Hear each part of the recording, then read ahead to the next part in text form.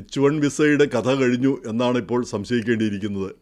ഇന്ത്യയിലെ യുവാക്കൾ സ്വപ്നം കാണുന്നതും പിന്നെ ഇന്ത്യയിലെ കമ്പനികൾ ഇടനിലയ്ക്ക് നിന്ന് TCS, ഇൻഫോസിസ്, വിപ്രോ ഇങ്ങനെയൊക്കെയുള്ള കമ്പനികൾ ഇടനിലയ്ക്ക് നിന്ന് ആളുകളെ കൊണ്ടുവന്ന് ആ കമ്പനികളും മെച്ചപ്പെടുന്ന ആ ഒരു സംവിധാനം അത് മിക്കവാറും ഇല്ലാതാകുന്ന സ്ഥിതിയാണിപ്പോൾ കാണുന്നത്. ഇപ്പോൾ പുതുതായിട്ട് വന്നിരിക്കുന്നത് ഈ H1 വിസ കിട്ടണമെങ്കിൽ $1,00,000 കൊടുക്കണം സർക്കാരിന്. ഒരു വിസയ്ക്ക് അപേക്ഷിക്കണമെങ്കിൽ അത് ഓരോ വർഷവും കൊടുക്കണം എന്ന് മാത്രമല്ല, ഈ H1 വിസ 3 വർഷത്തേക്കാണ് ആദ്യം തരിക. അതിനുശേഷം പിന്നെ 3 വർഷത്തേക്ക് കൂടി നമുക്ക് പുതുക്കാം. അപ്പോൾ ഈ 6 വർഷം കൊടുക്കണമെങ്കിൽ $6,00,000, ഈ ശമ്പളം പിന്നെ ജോലിക്കാരൻ്റെ ശമ്പളം വേറെ. അപ്പോൾ ഇതൊക്കെ കൊടുക്കുമ്പോൾ ആളുകളെ കൊണ്ടുവരുന്നതിന് കമ്പനികൾക്ക് താല്പര്യം വരില്ല എന്നാണ് കൊമേഴ്സ് സെക്രട്ടറി പിന്നെ ഹോവാർഡ് ലുട്നിക്ക് തന്നെ പറയുന്നത്. അപ്പോൾ അത് ആളുകൾ വരരുത് എന്നാണ് അവർ ആഗ്രഹിക്കുന്നത്. അപ്പോൾ അതാണ് ഉദ്ദേശിക്കുന്നത്. പിന്നെ ഇവിടെ വന്നു കഴിഞ്ഞാൽ ഈ 6 വർഷം കഴിഞ്ഞാൽ തിരിച്ചു പോകണം. 6 വർഷം കഴിഞ്ഞാലും അതിനിടയ്ക്ക് ഗ്രീൻ കാർഡിന് അപേക്ഷിച്ചിട്ടുണ്ടെങ്കിൽ അവരുടെ ആ ഗ്രീൻ കാർഡ് അപേക്ഷ പിന്നെ അനുവദിച്ചിട്ടുണ്ടെങ്കിൽ, അതായത് I-140 അത് അംഗീകരിച്ചിട്ടുണ്ടെങ്കിൽ അവർക്ക് ഇവിടെ തുടരാം. ഓരോ വർഷം വീതം H1 വിസ പുതുക്കാം. അങ്ങനെ ഓരോ വർഷം പുതുക്കി ഈ ഗ്രീൻ കാർഡിന് നമ്പർ ലഭ്യമാകുന്നവരെ, ഈ ഗ്രീൻ കാർഡിന് നമ്പർ ലഭ്യമാണെങ്കിൽ, അതായത് ഒരു വർഷം നമുക്ക് ഏതാണ്ട് 9,300 ഗ്രീൻ കാർഡാണ് പിന്നെ ഇന്ത്യക്കാർക്ക് കൊടുക്കുന്നത്. അപ്പോൾ ആ നമ്പർ കിട്ടണം, ആ 9,300-ൽ പെടണം. ഇപ്പോൾ ഏതാണ്ട് 7.5 ലക്ഷത്തോളം ഇന്ത്യക്കാർ മാത്രം ഈ ഗ്രീൻ കാർഡിന് അപേക്ഷിച്ച് ഇങ്ങനെ H1 വിസയിൽ വന്ന് ഗ്രീൻ കാർഡിന് അപേക്ഷിച്ച് നിൽപ്പുണ്ട്. അപ്പോൾ അവർക്കെല്ലാം കൊടുത്തു തരണമെങ്കിൽ 100-150 വർഷം വേണമെന്നാണ് ഇപ്പോൾ തന്നെ പറയുന്നത്.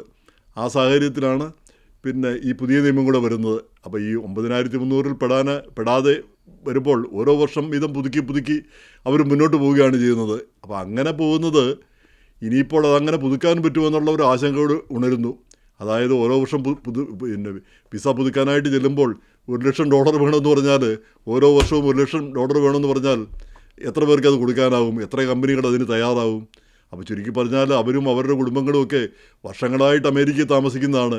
അമേരിക്കയിൽ വീടും എല്ലാ സൗകര്യങ്ങളും ഒക്കെ വെച്ച് അവർ പിന്നെ എന്തെങ്കിലും ഗ്രീൻ കാർഡ് കിട്ടുമെന്ന് ഉറപ്പുള്ളതുകൊണ്ട്, അങ്ങനെയാണല്ലോ സിസ്റ്റം പോയിക്കൊണ്ടിരുന്നത്. അങ്ങനെ നിൽക്കുന്നവരാണ് അവർ തിരിച്ചു പോകേണ്ട ഒരു അവസ്ഥയോ അങ്ങനെയൊക്കെ വരുമോ എന്ന് കൃത്യമായി നമുക്ക് അറിഞ്ഞുകൂടാ. അങ്ങനെയൊക്കെയുള്ള ഒരു സ്ഥിതി പോലും ഉണ്ടായിക്കൂടാഴുകയില്ല. എങ്ങനെ വന്നാലും ഈ നയം മാറ്റം നമ്മളെയാണ് ഏറ്റവും അധികം ബാധിക്കുന്നത്, ഇന്ത്യക്കാരെ. കാരണം H1 വിസയിൽ വരുന്നവരിൽ 75% ഇന്ത്യക്കാരാണ്. ആ ഇന്ത്യക്കാർ വരുന്നവർ ക്വാളിഫൈഡ് ആയിട്ടുള്ളവരുണ്ട്, ക്വാളിഫൈഡ് അല്ലാത്തവരുണ്ട്. ഈ തട്ടിപ്പും വെട്ടിപ്പും ഉണ്ടെന്നുള്ളതിന് യാതൊരു തർക്കവുമില്ല. ഇവിടെ വന്നിട്ട് പിന്നെ താണതരം ജോലികൾ, എൻട്രി ലെവൽ ജോലികളാണ് അവർ പലരും ചെയ്യുന്നത്. ആ എൻട്രി ലെവൽ ജോലികൾ ഇവിടെയുള്ളവർക്ക് തന്നെ ചെയ്യാവുന്നേ ഉള്ളൂ, അവരെ പരിശീലിപ്പിച്ചെടുക്കാവുന്നതേ ഉള്ളൂ. ഈ ഇന്ത്യയിൽ നിന്നും ആളെ കൊണ്ടുവരേണ്ട കാര്യമില്ല. അത് ആ പറയുന്നതിൽ കുറച്ച് കാര്യമുണ്ട്, ഇല്ലാതെ നമ്മൾ പറയുന്നില്ല. പക്ഷേ അതേസമയം തന്നെ ഈ ക്വാളിഫൈഡ് ആയിട്ടുള്ള കുറച്ചുകൂടെ ഉയർന്ന നിലയിലുള്ള ആളുകൾ ഇവിടെ വന്നില്ലെങ്കിൽ ഇവിടെ ഈ ഇന്നൊവേഷനും പുതിയ കണ്ടുപിടുത്തങ്ങളും പുതിയ സ്റ്റാർട്ടപ്പുകളും ഒന്നും ഇവിടെ ഉണ്ടാകാൻ പോകുന്നില്ല. കാരണം ഈ ഇക്കോസിസ്റ്റത്തിൽ വന്നു കഴിയുമ്പോഴാണ്, ഈ ഇക്കോസിസ്റ്റത്തിൽ പിന്നെ പ്രഗത്ഭരായ ആളുകൾ വന്നു കഴിയുമ്പോഴാണ് ഇവിടെ മാറ്റങ്ങൾ ഉണ്ടാകുന്നത്. അത് നമ്മൾ ഇവിടെ കാണുന്നു. ഇപ്പം സത്യ നാഡെല്ലയോ അല്ലെ സുന്ദർ പിച്ചയോ ഇന്ത്യയിലായിരുന്നുവെങ്കിൽ അവർ ഈ ലെവലിലെത്തുമായിരുന്നോ? ഇപ്പം നാദെല്ല മൈക്രോസോഫ്റ്റിൻ്റെ മേധാവിയാണ്, സുന്ദർ പിച്ചൈ പിന്നെ ഈ മെറ്റായുടെ മേധാവിയാണ്, അതായത് ഗൂഗിളിൻ്റെ. അപ്പോൾ ഇവരൊക്കെ ഏത് നിലയിലായിരുന്നു ഇന്ത്യയിലായിരുന്നെങ്കിൽ?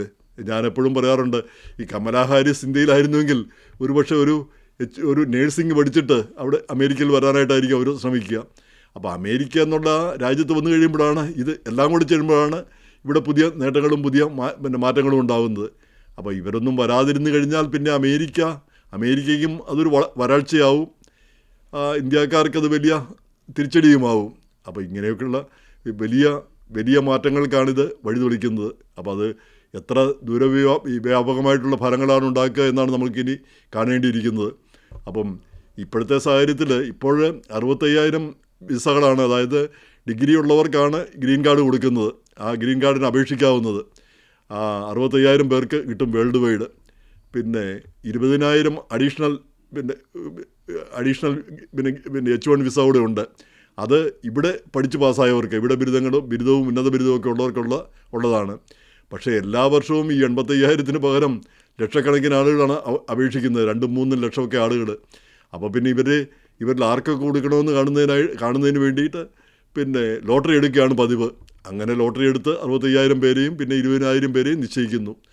അപ്പോൾ അത് മാറ്റാൻ പോകുന്നു. അതിന് പകരം ഏറ്റവും ഉയർന്ന ശമ്പളം കൊടുക്കുന്നവർക്ക് മാത്രമേ ഇനി വരാൻ പറ്റൂ എന്നാണ് നമ്മൾ ഇതുവരെ കേട്ടുകൊണ്ടിരുന്നത്. അങ്ങനെ ഒരു നയമാണ് ട്രംപ് കൊണ്ടുവരാൻ പോകുന്നതെന്നാണ് ഇതുവരെ പറഞ്ഞുകൊണ്ടിരുന്നത്. ഇപ്പോഴിതാ ഈ ആകപ്പാടെ അടിമുടി മാറ്റം, $1,00,000 ഓരോ വർഷം വീതം കൊടുക്കണമെന്ന് പറയുമ്പോൾ എത്ര കമ്പനികൾ അതിന് തയ്യാറാവും? പിന്നെ $1,00,000 ഓരോ വർഷം കൊടുത്ത് അപ്പം ശമ്പളം കൂടെ കൊടുക്കുമ്പോൾ എന്തായിരിക്കും സ്ഥിതി? എത്ര കൊടുക്കേണ്ടി വരും? അപ്പം മിക്കവാറും ഈ 65,000 ഒക്കെ ഇവിടെ 65,000 അതുപോലെ തന്നെ 20,000 അതൊക്കെ മിക്കവാറും കാര്യമായിട്ട് ഇവിടെ കിടക്കാനുള്ള സാധ്യതയുണ്ട്, നല്ലൊരു പങ്ക്. ഇതിൻ്റെ കൂടിയാണ് പിന്നെ ഇനി വരാൻ പോകുന്നവർക്കാണ് ഇത് എങ്കിൽ പിന്നെ വരേണ്ടതില്ല എന്ന് വിശ്വസിക്കാം. പക്ഷേ ഇവിടെയുള്ളവർക്ക്, ഇവിടെ ഗ്രീൻ കാർഡിന് അപേക്ഷിച്ച് കാത്തിരിക്കുന്നവർക്ക് അവരെ ഇതെങ്ങനെ ബാധിക്കും എന്നുള്ളതാണ് നമ്മളെ ആശങ്കപ്പെടുത്തുന്നത്. കാരണം അവർ വർഷങ്ങളായിട്ട് ഇവിടെ ഗ്രീൻ കാർഡ് ആ സ്വപ്നവും കണ്ട്, കാരണം അത് കയ്യെത്തിപ്പിടിച്ച വിസ നമ്പർ ഇവിടെ കിട്ടിയാൽ മതി, അതിനുവേണ്ടി കാത്തിരിക്കുകയാണ് ചെയ്യുന്നത്. അപ്പോൾ അവർ തിരിച്ചു പോവുകയോ അല്ലെങ്കിൽ അവർ ഒരു ഫലത്തിൽ അമേരിക്കക്കാരായി മാറിയതാണ്. ജസ്റ്റ് ഒരു കടലാസിൻ്റെ പ്രശ്നം മാത്രമേ ഉള്ളൂ. അവർക്ക് തിരിച്ചു പോകേണ്ടിയൊക്കെ വരുന്ന, അല്ലെങ്കിൽ അവർക്ക് എന്തെങ്കിലും ദോഷം വരുന്നു എന്ന് പറഞ്ഞാൽ നമ്മുടെ സമൂഹത്തെ മൊത്തം പിന്നെ പിടിച്ചുലയ്ക്കുന്നൊരു കാര്യമാണിത്.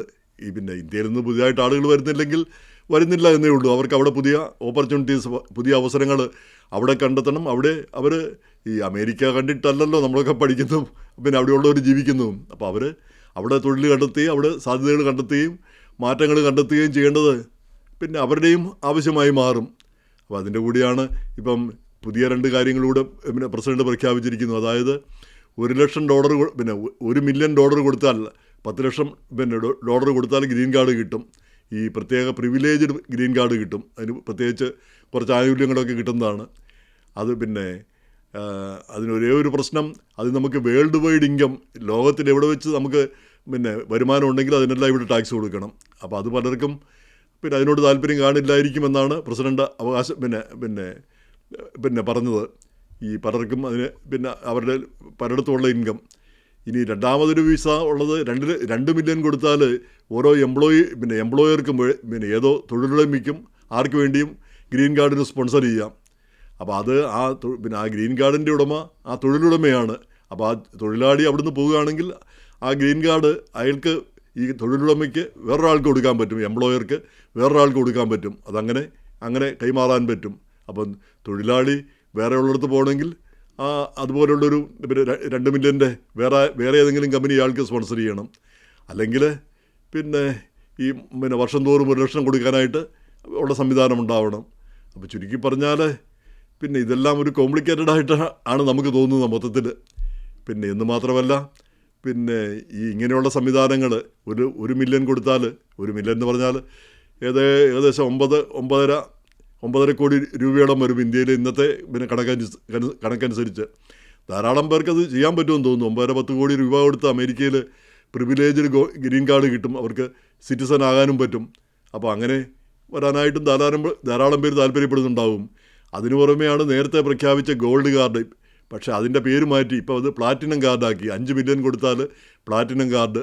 അത് പിന്നെ പൗരത്വത്തിന് പിന്നുള്ള സാധ്യത കുറവാണെന്ന് തോന്നുന്നു. അതിവിടെ താമസിക്കാനും പിന്നെ പക്ഷേ ഇവിടുത്തെ ഇൻകത്തിന് മാത്രം ടാക്സ് കൊടുത്താൽ മതി, അങ്ങനെയുള്ള കാര്യങ്ങളാണ് അതിനുള്ളത്. എന്തായാലും ഇങ്ങനെ പലവിധ മാറ്റങ്ങളാണ് നടന്നുകൊണ്ടിരിക്കുന്നത്. എല്ലാ ദിവസവും ഇങ്ങനെ മാറ്റങ്ങൾ ഉണ്ടായിക്കൊണ്ടിരിക്കുന്നു. ആ മാറ്റങ്ങളെല്ലാം നമ്മളെ ഇന്ത്യക്കാരെ ബാധിക്കുന്നു എന്നുള്ളതാണ് ഏറ്റവും അതിശയകരമായ കാര്യം. ഇന്ത്യക്കാരെയും ഇന്ത്യൻ അമേരിക്കൻ ആ സമൂഹത്തെ ബാധിക്കുന്നു എന്നുള്ളതാണ് ഏറ്റവും അതിശയകരമായ കാര്യം.